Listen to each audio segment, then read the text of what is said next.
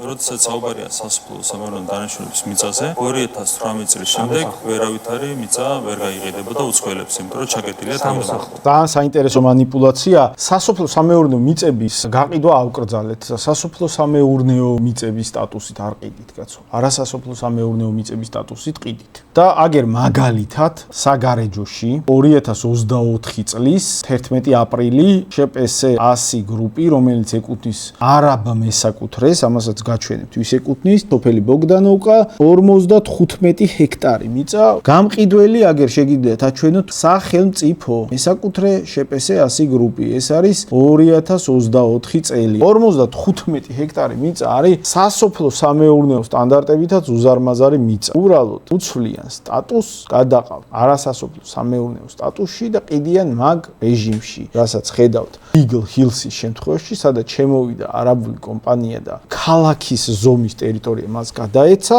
სასოფლო სამეურნეო სტატუსით არ გადაეცა, არასასოფლო სამეურნეო სტატუსით გადაეცა და მაგ манипуляციას მიმართავენ. ყობახიძე კითხულობდა, სასოფლო სამეურნეო დანიშნულების მიწა ხო არ არისო? არა, გადაყავთ სხვა დანიშნულების მიწად და ყიდიან არასასოფლო სამეურნეო სტატუსში.